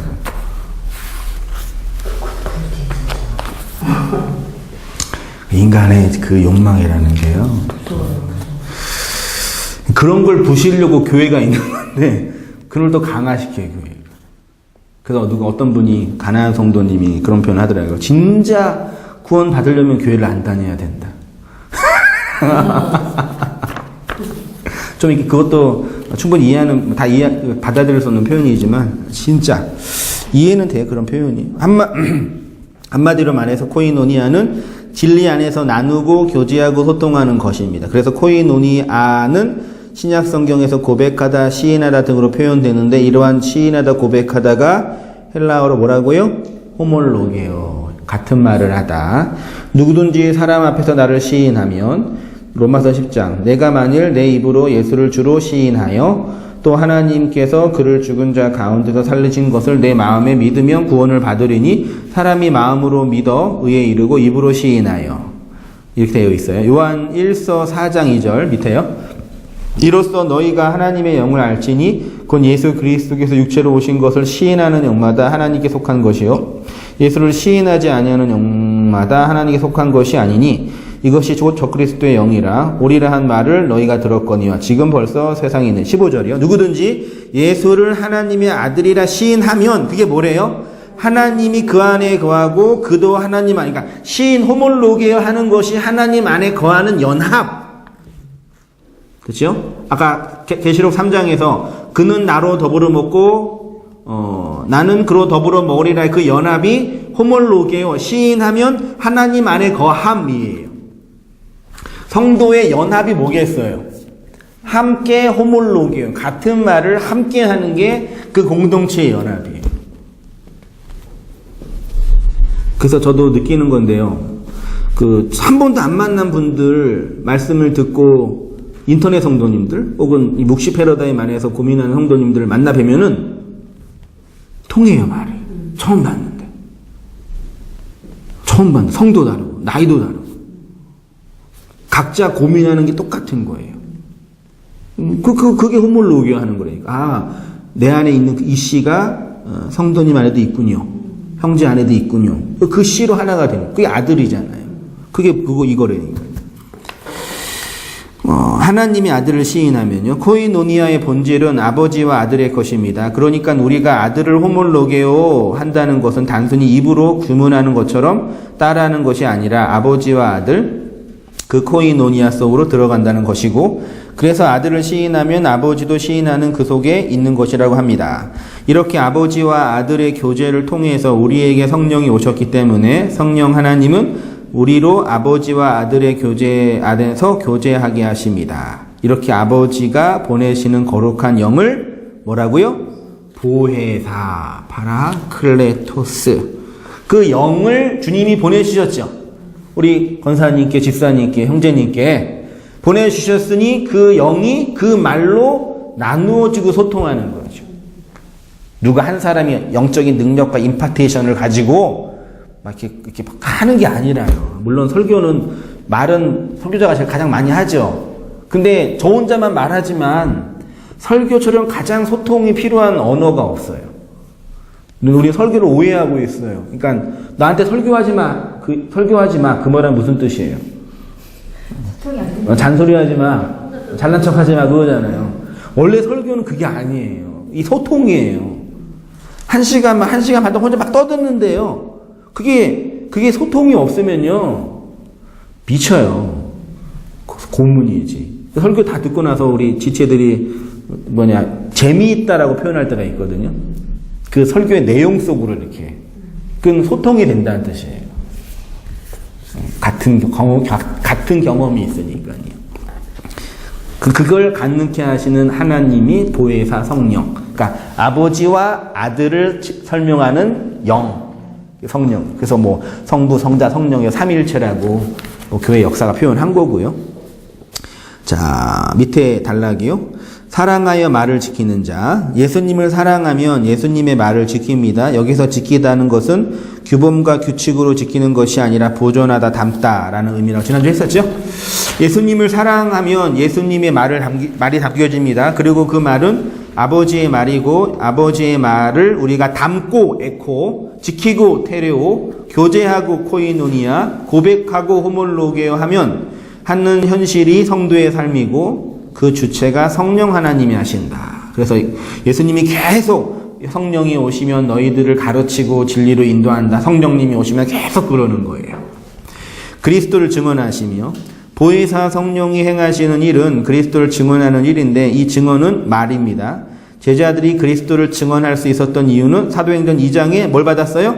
성령을 받았기 때문에 예수님의 이름으로 오신 성령이 제자들로 하여금 그리스도의 말을 증언하게 했어요. 그 증언이 에코, 테레오, 코이노니아, 호몰로게요. 빨리 해서 죄송해요. 성령을 받으면 어떤 변화가 일어나요? 제자들 속에서. 사도행전 1장 8절에 오직 성령이 너에게 임하시면 내 증인이 된다 그랬죠. 2장에서 성령이 임했지요. 사도행전 2장 1절 제가 읽어볼게요. 오순절 날이 이미 이름에 그들이 다 같이 한 곳에 모였더니 호련히 하늘로부터 급하고 강한 바람 같은 소리가 있어 그들이 앉은 온 집에 가득하며 마치 불의 혀처럼 갈라지는 것들이 그들에게 보여 각 사람 위에 하나씩 임하였더니 그들이 다 성령의 충만함을 받고 성령이 말하게 하심을 따라 다른 언어로 말하기 뭐 하기 시작해요? 성령이 오니까 말하는 거예요. 그러니까 성령 받기 전과 받기 이후에 제자들의 변화는요. 받기 전에는 말을 못했어요. 이 인간들이. 벙어리였어요. 성령이 임하니까 갑자기 베드로가 일어나가지고 말을 하는 거예요.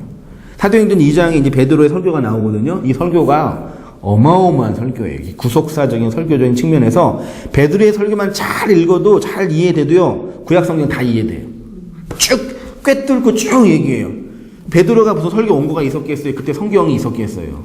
예수님께 들었던 거, 율법을 배웠던 거를 성령이 임하니까 다 해석이 되는 거예요, 안에서.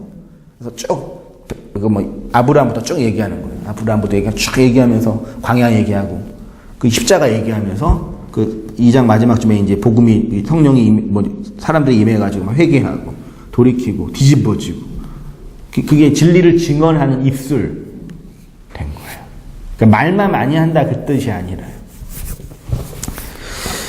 성령 받음이요. 성령 받은 제자들에게 일어난 변화의 본질이 무엇이냐? 이전까지 어느 누구도 그리스도를 증언하지 못했어요.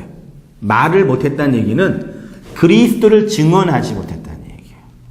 왜 증언 못해요? 모르니까, 그 경험이 없으니까요. 나가서 어떤 말 하셔야 되는지 아시겠어요? 어떤 걸 얘기해야 되는지 아시겠어요? 권사님? 모르세요? 모르시겠어요? 이게 안 되는데. 뭘 얘기하는지 아셔야 되겠죠. 우리가 뭘 배우고 있고, 뭘 나누고 있고, 뭘 소통하고 있는지. 그거를 잘 의미를 잘 얘기해주면 그 의미가 필요한 사람들이 그 의미를 듣고, 아, 하나님이 그런 분이구나, 내가 몰랐구나를 자각하는 걸, 돌이키는 걸 회개한다라고 표현하는 거예요. 죄송해요. 네. 괜히 잘 가고 있는 분들한테 괜히 이상한 얘기 해가지고. 그리스도를 고백하고 시인하지 못했는데 성령이 임하여 권능을 받은 제자들이 일어난 근본적인 변화가 바로 그리스도를 증언, 에코, 테레오, 코이노니아, 호몰로게오, 마르티레오, 이렇게 헬라어로 표현했습니다. 마르티레오가 뭐예요? 증언하다. 교회가 그리스도를 증언한다는 것은 성령 받아서 교회라는 조직을 위해서 열심히 일하는 개념이 아니에요. 한국교회가 요거만 좀 정리하면 좋겠어요. 요거만 안 하면 되겠어요. 그럼 지교회 문제도 다 해결돼. 지교회 문제도. 그 분당에 큰 교회 하나 있잖아요. 분당에 무슨 교회가 있지? 어떤 교회 모르세요? 관심이 없어가지고. 어마어마해. 에덴 교회인가? 생명물 교회인가? 아무튼 근데 큰 교회가 차량 운행을 해요. 버스 이 45인승을 돌리는 거예요. 딱 돌리는 거예요. 그럼 그 지역에 있는 조그만 길은 어떻게 돼요? 아이고, 다 줬는 거지. 그냥 없는 거예요, 그냥. 그래서 교단이나 누가 그 일반 기자가 질문했어요. 그 상도덕이 어긋나는 거 아니냐고. 삼성이나 대기업이 동해 상권 들어오면 돼야 안 돼요? 안 되지. 그거 안 되잖아요. 그럼 다 죽잖아요. 뭐 자본력, 마케팅력이 있는데. 그 어려운 투신들이 이렇게 힘들게 개척교 또 지하 내려가고 또 계단도 없잖아요, 또. 힘들게 가는데 큰 게 버스 와가지고 성도님 일로 오세요. 우리 여기 되게 좋아요. 서비스 만점으로 데리고 가는 거예요.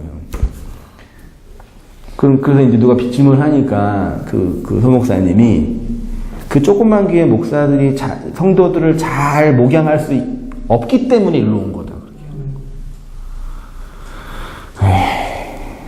티는 더 못하는. 다 나가고 있어 그러지 마세요. 성도가 비난은 괜찮아요. 그분이 뭐라 하겠어요. 뭐 조폭을 보내겠어요. 뭘 보내겠어요. 성도들을 잘 훈련시켜가지고 뭐 하는 거냐면 그 조직과 집단에 필요한 사람으로 만드는 거예요. 그 조직과 집단을 나가면 이제 끝나는 거예요. 신앙도 끝나고 인생도 끝나고. 우리 아버님 보셔서 내가 느꼈어요. 30년 내내 한 교회에서 장로로 평생 헌신하면서 선생님이셨으니까 헌금 낸 게 얼만데 그동안 11조만 냈나? 감사헌금 거기는 5만 가지 한두 개가 아니에요. 진짜 교회에서 헌금 생활로 인정받으면 10에 2, 3조 내야 돼요. 대충 계산하면 3억 되더라고. 돈 낼 수 있어요. 그래서 우리가 경험한 그 조직과 집단이 선신했는데 이제 몸이 아프셔서 이제 예배를 못 드려요. 물론 신학적인 이유도 있지만 나오니까 뭐야 이거예요. 그러니까 평생 내가 섬겼던 게 그 집단인 거예요. 그러니까 그 집단에 있을 때는 인정받아요. 인정받잖아요. 헌금도 내고 장로 되고 권사 되면은 권사님, 목사님, 목사님 불러요. 하잖아요. 나오면 끝나는 거예요. 그렇게 안 나오려고 그래요 사람들이. 그걸 또 잘 이용하고. 그러니까 거기 있을 때는 온 땅 교회가 있어요? 그러지 마세요. 글자가 악필인데 이게 어디 있어요? 온 땅 교회는 저기 대한민국의 온 땅 교회는 우리 교회뿐이 없어요. 온 땅 교회는 없잖아요. 그러니까 평생 온 땅 교회에서 헌신을 한 거예요. 그 어디에 헌신한 거예요? 아무것도 없는 거에 헌신한 거예요. 그 인생이 이거라니까요. 내가 뭘 추구하며 살았어. 뭐 어떤 욕망을 위해서 막 했는데 있을 때는 힘이 나요. 근데 이건 없는 거라니까요. 이게 없어지니까 자기 인생도 없어지는 거예요. 그 하나님 없는 사람들의 삶이에요. 자기가 좋아하는 거, 원하는 거 다 살았는데 아무것도 없는 거예요. 그래서 헛되니 모든 것이 헛되다 그러잖아요. 근데 그걸 교회에서 제일 잘 가르치는 거예요. 이 조직에 헌신하시고 이거 하시고.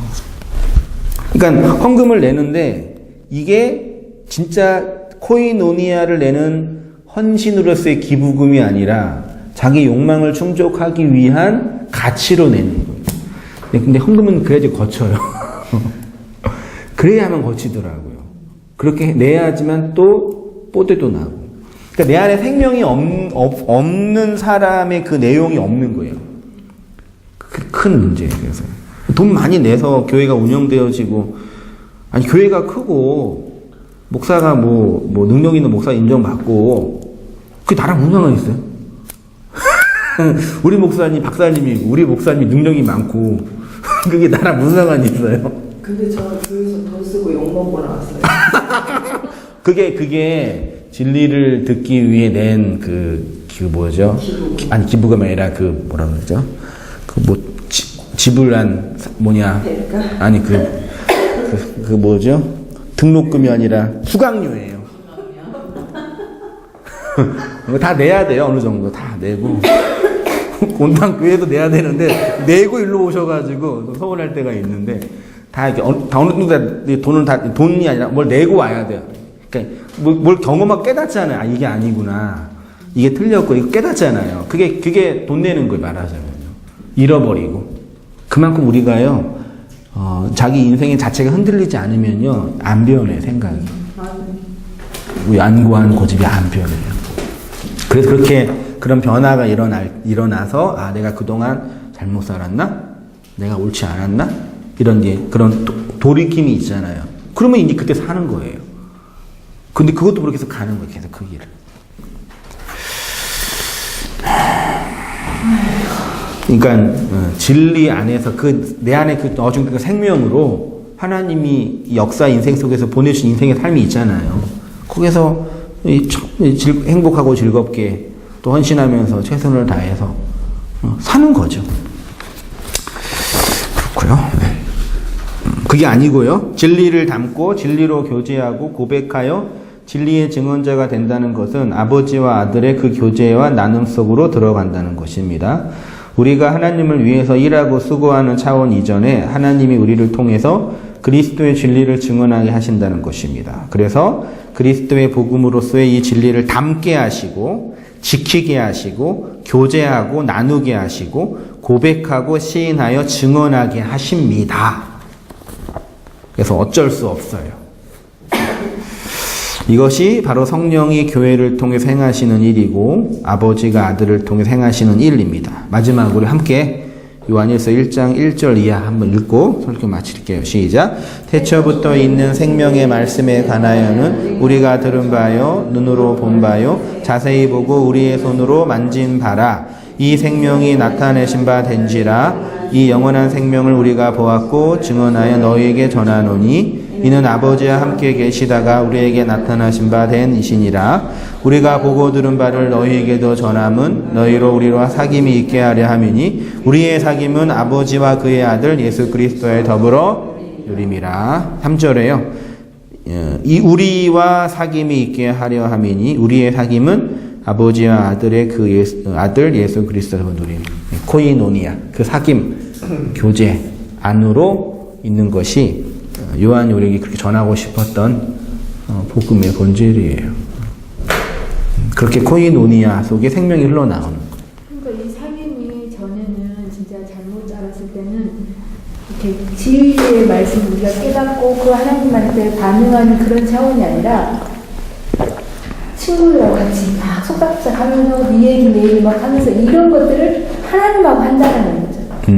그래서 그 하나님의 말씀이 나한테 문제가 있던 것들을 얘기해주고, 그러니까 자기 비밀 나한테 얘기해주고, 내 비밀 얘기하고, 이런 식으로 상임을 얘기했었거든요. 그랬을 때 굉장히 그때는 진짜 혼란스러웠었어요. 그런 개념으로요. 네네, 그런 개념으로 진짜 많이 했고, 그게 지금도 남아가지고, 어쨌든 그런 기도를 하기도 해요, 지금도 많이. 혹시 나누시거나 한 줄 소감 하시거나. 대길 형제님은 혹시 좀 많이 어렵지요? 네. 이해되는 부분이 있고